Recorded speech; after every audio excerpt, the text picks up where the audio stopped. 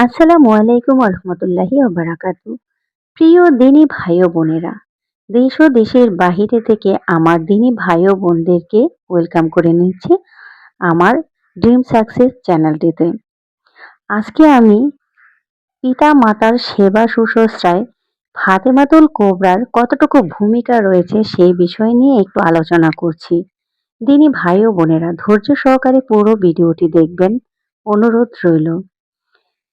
খাতুনে জান্নাত হযরত ফাতেমাতুল কোবরা এর শৈশবকালের অধ্যায়ে বিভিন্ন ঘটনা ও কথার মধ্যে মাতা-পিতার ভক্তি, সেবা ও শুশ্রূষার কথা আলোচিত হলেও পাঠক-পাঠিকাদের সামনে নবী-নন্দিনী হযরত ফাতেমাতুল কোবরা এর বড় বোনের বিবাহ হয়ে যাওয়ার পর পিতা-মাতার সংসারে একমাত্র ফাতেমাই ছিলেন স্নেহ মমতার অধিকারিণী। পিতা-মাতা উভয়েই মায়া মমতা পেয়ে, স্নেহ পেয়ে ফাতেমা আনন্দেই জীবন কাটাতে লাগলেন। কিন্তু তার এই সুখ ও আনন্দ বেশিদিন স্থায়ী হলো না। কেননা হযরত খাদিজাতুল কোবরা বিভিন্ন রোগ শোকে আক্রান্ত দুর্বল হয়ে পড়লেন। একদিকে বার্ধক্য, অন্যদিকে বিভিন্ন ধরনের রোগ, যার কারণে আস্তে আস্তে শরীর দুর্বল হয়ে যাচ্ছে।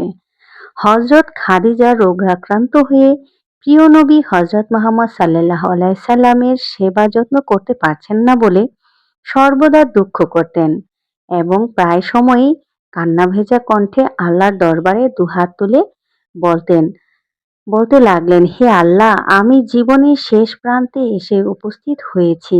আমার জীবনের জন্য কোনো মায়া নেই।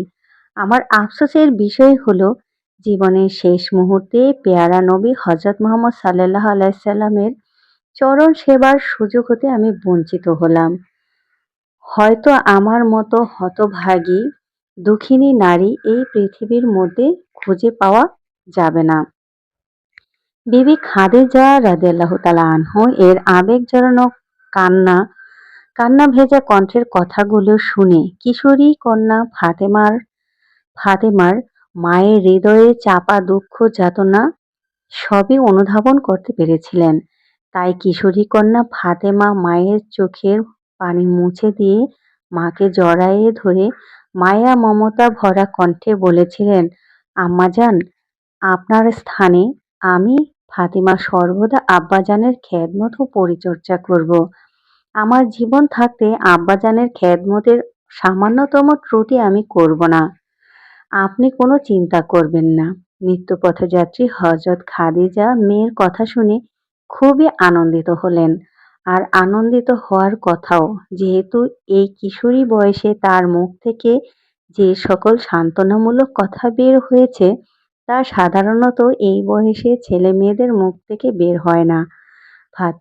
খাদিজা রাদিয়াল্লাহু তাআলা আনহু কেবল খুশিই হলেন না, বরং তাকে কাছে ডেকে বুকে টেনে স্বহস্তে তার পিঠে ও মাথায় হাত বুলায়ে তার জন্য প্রাণ ভরে দোয়া করলেন।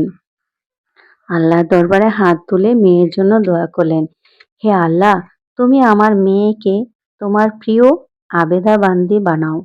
তাকে জগতের বুকে মহা মর্যাদাপূর্ণ মাতৃ আসনে অধিষ্ঠিত করুন।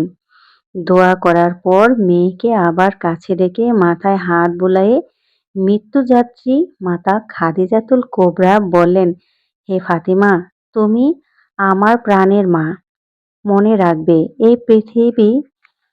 এই পৃথিবী হতে আমি চলে যাবার পর কোনো দুঃখ করবে না, বরং আমার মাগফিরাতের জন্য সর্বদা দোয়া করবে।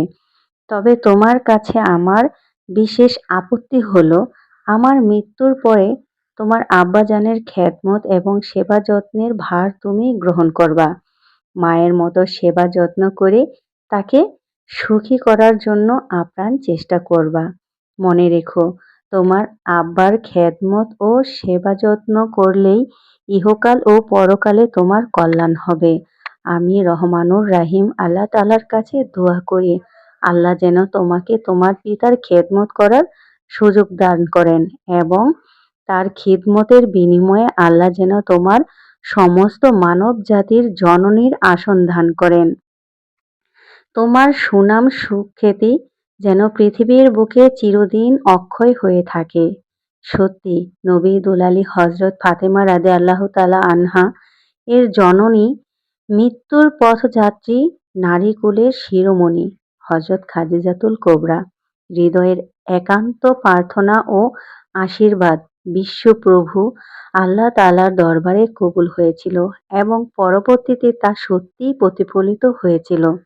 খাতুনে জান্নাত হযরত ফাতেমাতুল কোবরা এর সুনাম সুখ্যাতি, যশ ও মর্যাদা বিশ্বব্যাপী অক্ষয় হয়ে আছে, বরং রোজ কিয়ামত পর্যন্ত প্রতিটি মুসলমান নর-নারীর হৃদয়ে ও ইতিহাসের পাতায় চিরভাস্কর হয়ে থাকবে। বন্ধুরা, যারা আমার এই ভিডিওটি পুরোটা দেখেছেন সকলের কাছে অনুরোধ রইল সবাই চ্যানেলটা সাবস্ক্রাইব করে পাশে থাকবেন। আর যদি ফেসবুক থেকে দেখে থাকেন তাহলে অবশ্যই পেজটি ফলো দিয়ে পাশে থাকবেন। প্রিয় দিনী ভাই ও বোনেরা, পৃথিবীর যেখানে যে প্রান্তে যে অবস্থায় থাকুন না কেন, নামাজ, নামাজ, নামাজ, অবশ্যই নামাজ আদায় করবেন। আসসালামু আলাইকুম ওয়া রাহমাতুল্লাহ।